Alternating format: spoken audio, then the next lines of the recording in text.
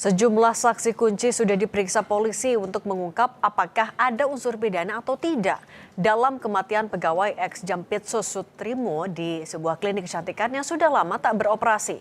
Salah satu hal yang menarik, Sutrimo sempat pulang ke kampungnya setelah penggeledahan di rumah ex Jampitsus dilakukan.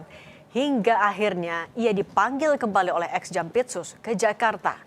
Lantas apakah penyidik polisi bisa mengungkap penyebab kematian Sutrimo? Kita bahas bersama peneliti Pukat UGM Zainur Rohman dan Ketua Indonesia Risk Center, Jubir Koalisi Pemantau Peradilan Julius Ibrani. Selamat petang semuanya. Selamat petang, Mbak. Selamat petang. Mas Julius dulu ya. Mas Julius, kan beberapa saksi udah diperiksa. Kalau menurut Anda sebenarnya memang polisi masih butuh waktu untuk mengungkap kasus ini atau seharusnya dengan apa yang dimiliki sudah bisa mengungkap ada atau tidaknya tindak pidana? Saya pikir untuk saat ini masih kita bilang perlu ada penguatan di kaitannya dengan saksi-saksi, ya, bahwa ada kejanggalan dalam hal kematian secara fisik itu sudah kuat, 100% sudah kuat. Ketiadaan penjelasan kenapa riwayat penyakitnya, apakah mempengaruhi, lalu siapa yang bersama dengan korban ketika itu sampai detik akhir dia meninggal dunia, itu sudah cukup menaikkan status menjadi penyidikan, gitu ya. Terlebih lagi ada identifikasi proses pengurusan, ya, jenazah yang juga tidak wajar, mulai dari pemesanan ambulans dan yang lain. Bahkan kami juga mengirim tim, ya, di rumah keluarga korban, di mana suasananya sangat mencekam, tidak ada pendataan administrasi, lalu tidak ada masyarakat yang berkunjung menyapa dan segala macamnya. Ini sebuah indikasi ada sesuatu yang tidak wajar. Jadi saya pikir menaikkan status menjadi penyidikan, adanya jenazah meninggalnya seseorang secara tidak wajar, itu sudah cukup untuk dilakukan oleh Polda Metro Jaya. Itu yang pertama. Yang kedua adalah kami melihat bahwa ada satu bukti kuat, alat bukti kuat yang hilang yang sampai saat ini belum ditemukan dan tidak juga diberikan oleh 4 orang yang mengantar korban kepada orang tuanya. Apa alat bukti itu? Yaitu telepon genggam dari si korban. Ini bukan hanya nasib korban. Ini bukan hanya nasib penegakan hukum dalam dugaan kasus korupsi yang melibatkan ex Jampitsus FA. Tetapi ini bicara soal kredibilitas negara. Ini bicara soal nasib negara membersihkan institusi-institusi yang diduga terlibat di dalam kasus besar ini. Jadi saya pikir langkah tegas, sikap tegas Polda Metro harus ditunjukkan. Dan indikasi-indikasi ini sudah cukup mengarah pada penyidikan. Hanya tinggal menyoroti kausalitas siapa berbuat apa. Begitu. Mas Julius, tapi kan selain dengan kasus kematian almarhum Sutrimo, ada juga saksi di kasus TPPU yang minta perlindungan ke LPSK. Kalau Anda melihat kasus-kasus yang ada di sekitar perkara pokoknya ini, sebenarnya apa yang terjadi? Anda melihat ada benang merah juga di situ? Yes, jelas kita lihat di sini ada benang merah antara kebutuhan mengumpulkan saksi-saksi kunci yang ada kaitannya dengan dugaan tindak pidana korupsinya atau TPPU-nya, juga dengan proses hilangnya nyawa dari korban S itu sendiri. Jadi ini saling berkelindan, artinya pengungkapan dugaan meninggalnya korban S itu sangat mempengaruhi pengungkapan dugaan tindak pidana TPPU dan atau Tipikor yang sedang diusut oleh Kejaksaan Agung, begitu. Oke, kalau Mas Zainur, kalau menurut Anda sebenarnya ada saksi-saksi yang juga adalah orang dekat dari Febri Ardiansyah sampai minta, atau dalam kasusnya ada FH, sampai minta perlindungan ke LPSK juga. Kalau Anda melihatnya ada apa juga di belakangnya sampai urgensi LPSK juga harus turun tangan di situ? Iya, siapa yang tidak takut menghadapi perkara seperti ini ya? Ada seorang karungga meninggal dunia dengan kondisi tidak wajar. Tentu orang-orang lain yang memiliki keterkaitan kemudian merasa untuk memperoleh perlindungan adalah satu keharusan di kondisi yang sekarang. Nah, saya melihat ini sangat penting untuk didalami oleh penegak hukum, mulai dari mengungkap kematian S dengan jelas menggunakan crime scientific identification, dan harus mencari apakah ini memiliki keterkaitan dengan perkara FA. Kalau memiliki keterkaitan dengan perkara FA, maka harus dilihat kemungkinan adanya obstruction of justice, merintangi penyidikan. Itu yang pertama. Yang kedua adalah ketika ada pihak-pihak yang meminta perlindungan kepada LPSK, maka LPSK perlu bertindak secara aktif. tentu ada syarat formil, ada syarat material, kita paham. Tetapi dalam kondisi seperti ini, melibatkan institusi-institusi penegak hukum penting bagi LPSK untuk dapat menjamin perlindungan keamanan bagi saksi maupun korban agar perkara ini dapat berjalan dengan lancar sampai kemudian semua pihak yang terlibat dapat terungkap dengan jelas. Nah, Mas Zainur, sorry, sebentar. Kalau tadi Anda bilang siapa yang nggak takut terlibat dalam kasus ini, berarti apakah bisa dibaca juga kalau ex Jampitsus ini meskipun sudah jadi tersangka masih dikhawatirkan punya power yang begitu besar sampai orang-orang harus minta perlindungan? Semua masih sangat mungkin ya. Ini orang dengan kapasitas kemampuan yang sangat besar gitu ya. Ex Jampitsus ini bayangkan ya, bintang 3 di institusi kejaksaan, juga terkait dengan orang-orang yang memiliki kedudukan yang sangat tinggi di institusi sipil maupun institusi lain. Tentu ini bukan orang biasa. Dan jejaringnya dikhawatirkan juga masih beroperasi. Sehingga ini memang negara penting untuk memastikan keamanan pihak-pihak yang memiliki keterkaitan dengan perkara ini. Even pihak tersebut adalah diduga menjadi bagian dari perkara ini sendiri. Agar apa? Agar semua pihak yang terlibat itu utuh, tidak kemudian menjadi korban dari upaya-upaya untuk misalnya obstruction of justice, apalagi sampai mengancam jiwanya gitu. Sehingga tidak ada kekhawatiran bagi semua pihak untuk memberikan keterangan yang sebenarnya kepada aparat penegak hukum ketika mereka diperiksa baik sebagai saksi maupun sebagai tersangka. Juga kalau dalam konteks APH juga harus melihat kemungkinan jika ada pihak-pihak yang menawarkan diri sebagai justice kolaborator, ya maka pihak-pihak tersebut harus terlebih dahulu harus dilindungi. Jangan sampai kemudian dengan alasan-alasan formil mereka kemudian tidak terlindungi, apalagi di konteks beberapa kasus ya, misalnya di kasus MBG kemarin, kejaksaan itu misalnya menolak ya tawaran justice kolaborator dari salah satu pelaku, padahal justice kolaborator itu penting untuk dapat mengungkap bagaimana perkara itu secara keseluruhan. Jadi sekali lagi jangan sampai kecolongan dan LPSK perlu bergerak cepat, proaktif ya, melihat perkara ini bukan perkara biasa, melibatkan elemen-elemen pejabat penguasa yang memiliki akses terhadap hukum, memiliki akses terhadap bentuk-bentuk upaya paksa, bahkan memiliki akses terhadap senjata. Gitu, Mbak. Oke, kalau kita juga merangkai kasus ini melihat dari lokasi TKP, dari rumah, dari ex Jampitsus, kafe yang digeledah, sampai juga lokasi klinik dan juga rumah sakit yang dibawa untuk Pak Sutrimo. Kalau menurut Anda, Mas Julio, sebenarnya ini bisa dipakai untuk merangkai kasus ini lebih terang benderang juga nggak sama penyidik? Oh, amat sangat terang benderang dengan dengan metode yang namanya relasi antara jarak, lalu relasi antara durasi dan juga tempat. Itu sangat mudah sekali dibaca. Dan di dalam rute itu sudah bisa dicek seluruh CCTV-nya. Apakah ada aktivitas yang janggal termasuk pergerakan dari korban itu sendiri. Dan yang paling penting adalah perlu diingat di sini, dalam beberapa publikasi di media massa ketika meliput peristiwa pengungkapan dugaan TPPU, di situ ada satu hal yang tidak biasa, yaitu penjagaan rumah atau properti oleh tentara, oleh anggota TNI aktif.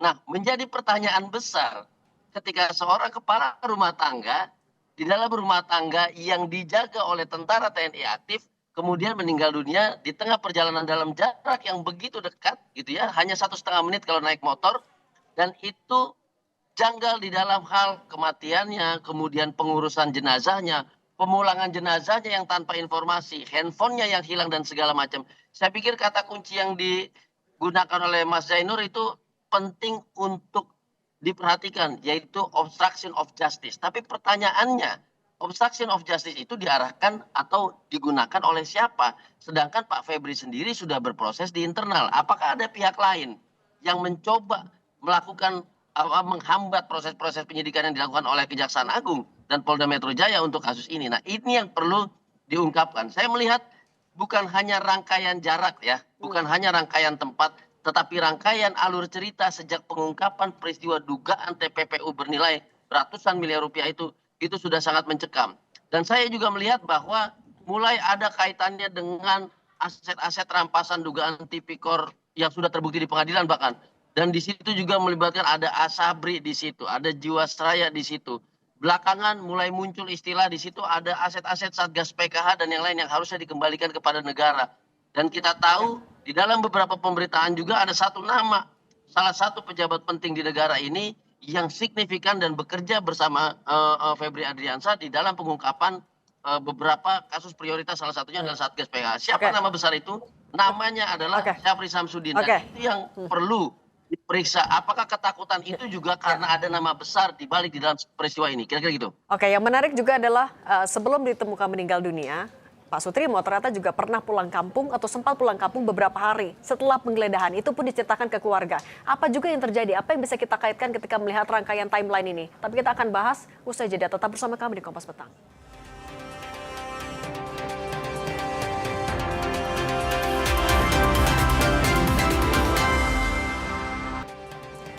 Salah satu rangkaian yang juga menarik disimak adalah soal Pak Sutrimo yang pernah pulang kampung beberapa hari sebelum kemudian ditemukan meninggal dunia. Mas Julius, kalau menurut Anda, ketika untuk menguatkan konstruksi perkaranya, apakah keterangan dari keluarga yang bertemu langsung dengan Pak Sutrimo saat itu sudah cukup juga untuk mengisi kekosongan cerita ini?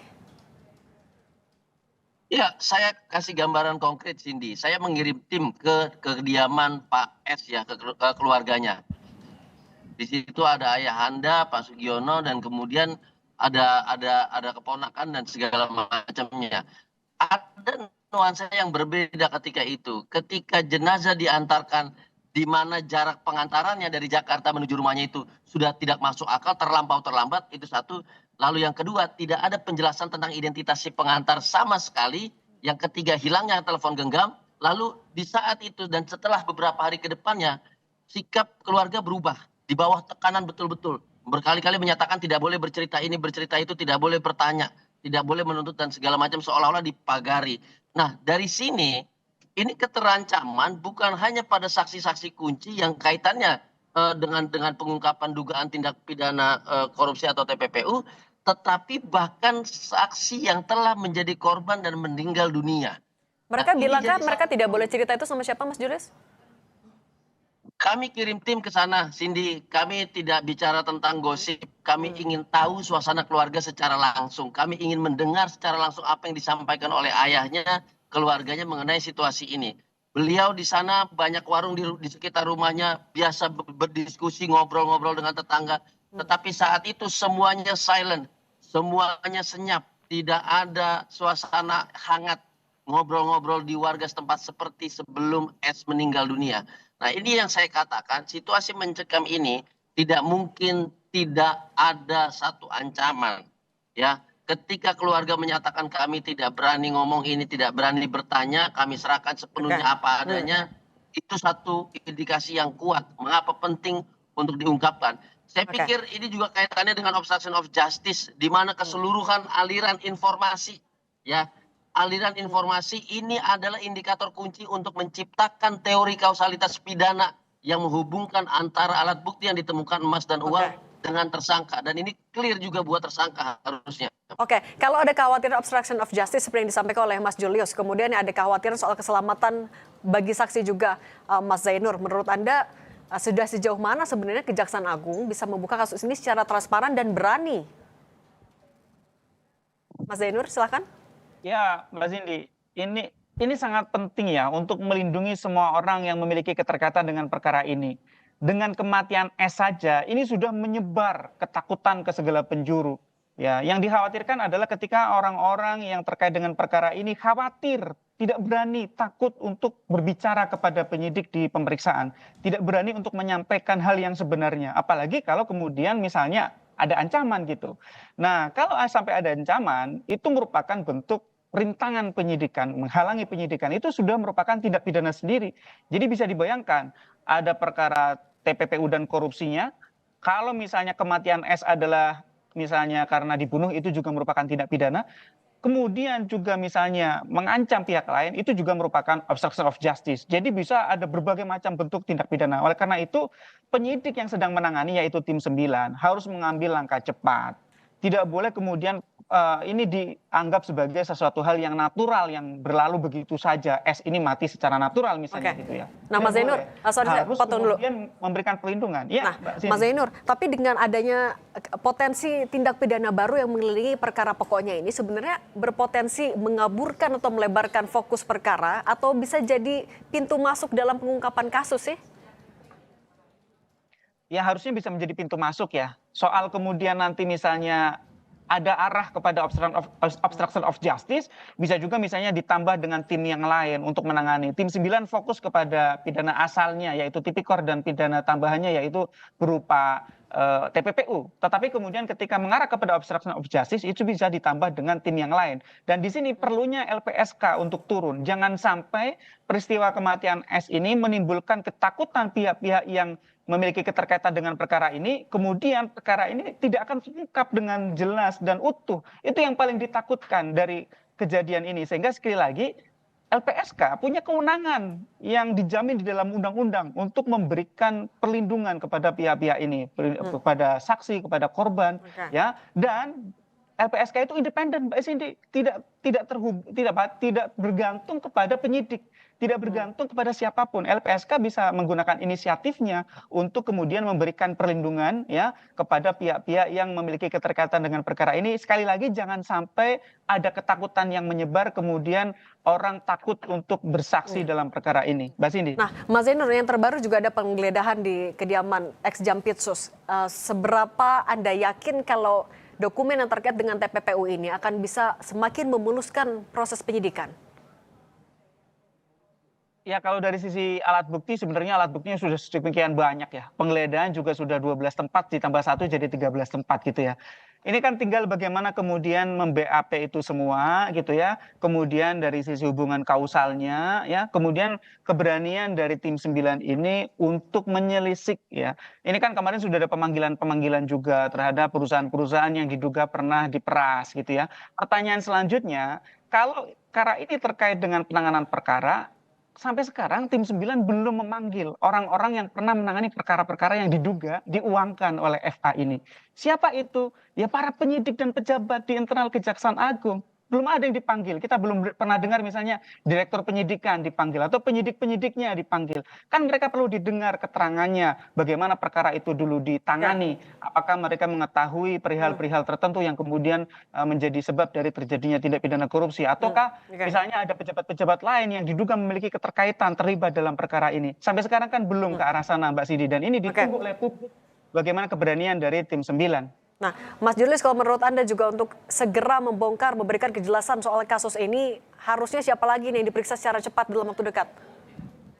Ya, saya pikir penting Cindy untuk memperkuat statement Jaksa Agung dan juga tim 9 ya di bawah Pak Rudi Margono menyatakan bahwa jika ini adalah pintu masuknya TPPU, maka yang perlu dilakukan diperkuat adalah mengumpulkan alat bukti sebanyak-banyaknya. Dan kita juga tahu bahwa Kortas Tipikor, Polda Metro Jaya, dan juga tim Kejaksaan Agung akan fokus kepada titik-titik di mana diduga kuat ada alat bukti yang lain disimpan gitu ya. Ada 40-an titik di situ. Itu lebih kuat dibanding sekedar mengumpulkan informasi-informasi saja. Itu yang pertama. Yang kedua, pengungkapan kasus Sutrimo ini jadi batu pemicu bahwa krusialitas menjaga alat bukti salah satunya adalah saksi yang mengetahui siapa yang warawiri ke rumah Pak Febri, apa barang-barang yang keluar masuk, mobil apa dan segala macam, itu harus menjadi satu kesatuan dari pengungkapan tindak pidana pokok itu sendiri yang diperintahkan Pak Jaksa Agung kepada tim juga tidak mungkin bisa tercapai. Jadi fokusnya ke situ, Cindy. Baik, Mas Julius Ibrani, Mas Zainur Rohman, terima kasih sudah berbagi bersama kami di Kompas Petang. Sehat selalu semuanya. Terima kasih. Kami akan kembali dengan informasi 7 warga Palestina terluka dalam serangan udara Israel yang menghantam kamp pengungsi Al-Shati di Gaza.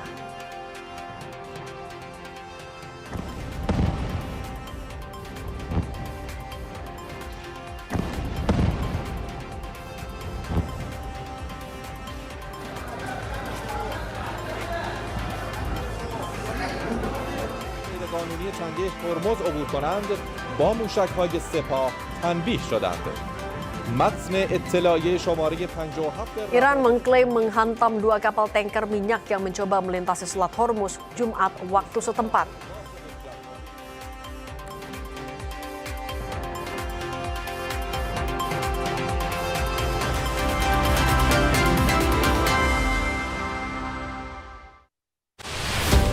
Mendasari saya sebagai pemimpin terkecil di Republik ini, saya harus bergerak dari sesuatu yang nggak ada apa-apa menjadi sesuatu yang berharga.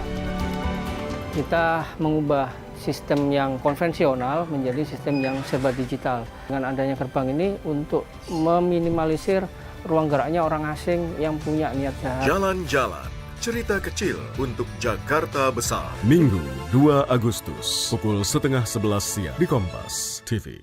Eka ada di Happily Day jalan bareng keliling kota di Indonesia. Di Happily Day ada talk show, juga acara seru lainnya. Happily ekstra serap, ekstra kering, ekstra tipis. Tungguin Happily Day di kota-kota berikutnya. Sapa Indonesia pagi setiap hari pukul 7 pagi.